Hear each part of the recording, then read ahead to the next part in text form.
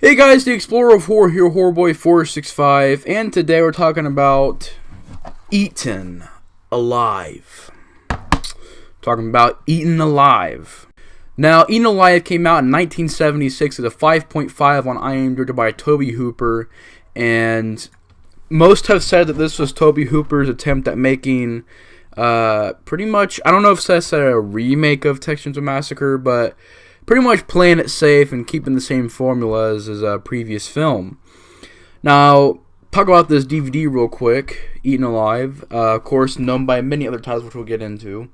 But if you're a fan of Eaten Alive, if there's any viewers out there who have seen Eaten Alive and you're a big fan of it, get this, because I really enjoyed the film and I'm glad that I picked this version up. First of all, it's very cheap. You can find it at a very good price, and it has a lot of great stuff in it. You got interviews with Tobe Hooper, Robert Englund, Joe Ball, Marilyn Burns, TV spots and trailers, behind the scenes, alternate credits and title sequences, still gallery.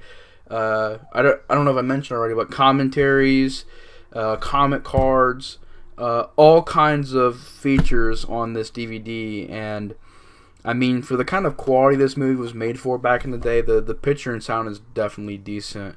And what makes this movie very interesting is a lot of interesting history behind it. Just first going to show you guys the inside of the case. But yeah, there's a lot of really interesting stuff that went on with this movie. First of all, it has a lot of titles. The most prominent title is Eaten Alive, but it's also known as Death Trap, Horror Hotel, and I believe it's got one more title, which I can't remember right now. But I might scroll on and run across the third title here in a second. But I know that, when it was made, it was shot on a soundstage, which there's been plenty of horror films that have been made over the years that were shot on sound stages that are really, good. Evil Dead 2, all on a soundstage, or not really on a sound. I think it was actually a gymnasium they shot that movie in. It's not even really a soundstage; it's like a gymnasium. They just kind of made a soundstage and filmed it there. But yeah, believe it or not, Evil Dead 2 was shot in a gymnasium, a school gymnasium. And if you watch that movie, it has this really cool atmosphere to it. I don't know, I think more movies should do that, to be honest. I think instead of shooting on location, I've always given, and I always will give on location shooting locations praise, because they look good, they look real. But for me, there's always been, if it's done right, there's always been a really interesting look for films that are done on sound stages. And this movie is definitely an exception. I mean, it has this fantastic atmosphere to it, which I'll get into in a second. And I know that it was a very chaotic shoot. It didn't have that much money going into it. Very low budget to the film. And Tobe Hooper tried to pretty much create this Twilight Zone atmosphere. He wanted to utilize the budget the best he could. This is his third movie. He made Eggshells, which I think at the time he was the only filmmaker in Texas who was making movies, and like originally from like an original Texan who was making movies. He was the only person who was doing it at the time. So he made Eggshells in the early 70s, and it wasn't really a massive hit. You don't really hear too many people talk about it. I haven't even seen it. But it did back then. It got him, it got eyes on his direction skills. And then he made, of course, Texas Chainsaw Massacre, which became a big hit. But as we all know, the money situation with that movie is very interesting, because the money was, I don't know if you want to say mishandled or if it was misused, but there was a big legal situation with that film to where the people who were involved weren't getting paid the amount they should have been getting paid. And pretty much Tobe Hooper made this right after Texas Chainsaw Massacre, even got Marilyn Burns in this film, who was the lead in the previous film he did, Texas Chainsaw Massacre. And basically, I think he set out to make a very interesting film. And it kind of happens with filmmakers where they'll make a movie that kind of feels like a previous film they've made. It's not just Tobe Hooper. I think pretty much every famous horror director out there has done movies that are similar to their other movies. You know, Wes Craven, you know, John Carpenter, they all do it. And there's nothing wrong with that, actually. It's just, you know, I think that you get kind of a Texas Chainsaw Massacre style with this movie, but the characters and the story is just very, very different. For instance, in this movie, that's much more violent than Texas Chainsaw Massacre. It has a lot more on-screen violence. It's definitely bloodier. You know, it has a killer crocodile, and it has all kinds of crazy stuff in this movie that definitely makes it different than the Texas Chainsaw Massacre. But it has that raw, that atmosphere from the Texas Chainsaw Massacre that I really love. That raw, just gritty, realistic-looking atmosphere. And it has that really cool, eerie soundstage with the fog and the lighting, the purples, the violets, the greens, the reds. You get a very interesting film to look at. And even down to the score, you can say it's like kind of the same thing as Texas Chainsaw Massacre, where it's more like sound effects. You don't really get to hear an actual score. It's more like these really random synth sound effects, and they sound really off-tuned and it really adds to the film. And is the film perfect? No. As you guys know, Texas Chainsaw Massacre is my favorite film of all time. Is this close to that? Not really. I do really enjoy it, though. I think it's a fantastic film. I think it's an underrated film. I think it's just criminally underrated. There's not a lot of people that talk about this movie. But the basis of the story is that you got this hotel in Louisiana on the bayou. I believe it's in Louisiana. And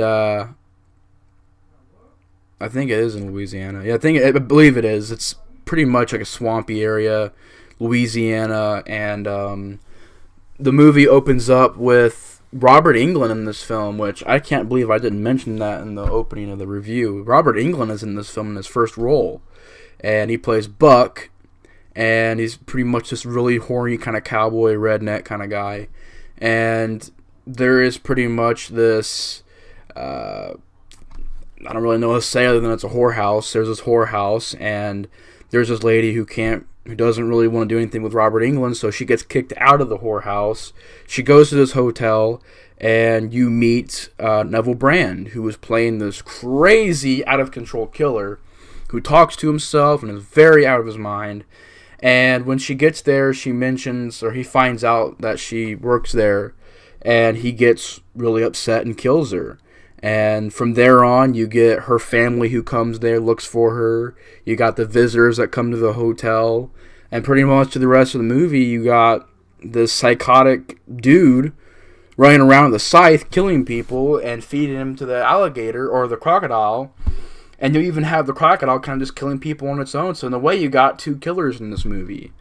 And I thought that was a really interesting idea because you never really got movies that did that before this. I mean, I can't even really think of a movie after this that really did that, where it's kind of two killers and one's working with the other one, and, you know, he takes care of this alligator and it kills people. Like, they're both killers. One's a monster and one's an actual psychopathic killer. I love that idea. You get some interesting characters. Marilyn Burns, pretty much this wife, this horrible wife to this dude, and they're pretty much having a really bad marriage, and you get some really weird stuff. We'll definitely get into the problems in the movie when we get to that whole relationship thing that's going on there. We'll get to that in a second, but you got Marilyn Burns doing a decent job in this movie. I liked Neville Brand. Carolyn Jones did a great job. Robert Englund did a great job, awesome, playing this kind of backwoods hick redneck dude who's kind of like a jerk, doesn't really care about the rules, and it was just fun seeing him in this movie, and it was his first role, so I was like, wow, it's Robert Englund. And to get into some of the stuff I really liked about the movie, first of all, the special effects, the makeup effects are fantastic, everything is practical in the film, and I thought everything worked, even down to the alligator, or the crocodile. I keep calling it alligator. It's crocodile. Even down to the crocodile, I think it looks fantastic. Is it the best Oscar-winning freaking, special effects. No. But I think for what this movie is, it's a pretty good effect. It's practical. I thought it looked good on film. There's been a lot of reviewers that said that it looks like crap and that it's horrible looking and terrible. To me, I don't understand that. It's like it moves decently. It's huge. It's very menacing. Even the filmmakers, say that it's not a very scary thing. And I'm kind of just sitting there, I'm like, what is so bad about the alligator? It looks good. Like, what is so bad about it, I can even pull up pictures here, and I'm seeing it now. And I'm, like, scrolling through, and I'm seeing pictures of the alligator, and I'm like, that looks pretty freaking good. Like, what is so bad about that? To me, it looks awesome. I mean, it's just awesome to have a practical effect in the film, you know what I mean? Because if it was an alligator done in a movie nowadays, it wouldn't be practical. But, even with this budget, I think it looks pretty good. But you have Neville Brand being an awesome bad guy, awesome crazy dude. I believe in real life he was kind of a, not really crazy, but he was kind of like a shady guy. He was, they didn't really know him too much about Neville Brand. And he plays his character very realistically. He talks to himself, has this very raspy voice. He's like one of those killers that, is crazy, but he's also nice. He's also polite, tries to help people. And then he has these situations where he's like, man, what do I do now? There's this alligator, there's crocodiles killing people. Like, what do I do? It's in rural East Texas, by the way. This movie is in rural East Texas, not in Louisiana. I thought it was Louisiana because it's pretty much like a swamp area, but it's East Texas is what it says here in this little read-up here. But, yeah, I mean, the rest of the movie is, you do got some boring stuff. We'll get into that in a second. But you get some death scenes that I really enjoy. People getting, cut with scythes, eaten by this alligator. I really enjoyed the soundstage, the atmosphere, the lighting, the camera work. The score I thought really was pretty unsettling. Enjoyed the posters and the artwork for this film. I enjoyed the directing by Tobe Hooper, rest in peace. I think it was written decently. I like the idea of the film. Acting is decent from Neville Brand, Marilyn Burns, Carolyn Jones, and a couple other people, but the rest of the cast pretty much, and Robert Englund, of course, but the rest of the cast, like, you kind of got some shoddy acting in there from the rest of the people. But basically how this movie goes is the end of the movie, you have people getting killed off to where Neville Brand is even chasing this little girl underneath the hotel. I thought it was a really suspenseful scene, and definitely was a bit creepy. And of course, people escape. People fight back. People end up surviving and escaping Neville Brand.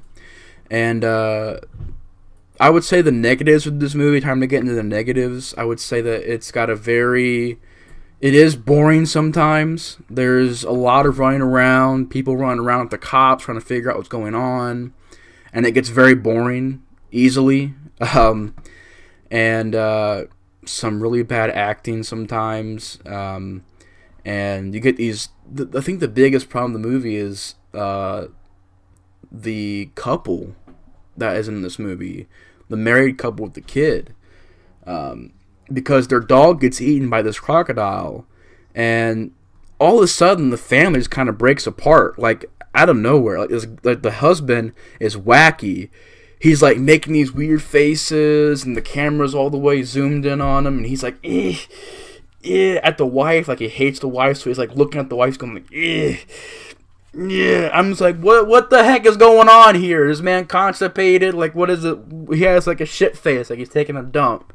And then he's like barking and looking around the room like he's going nuts for no reason.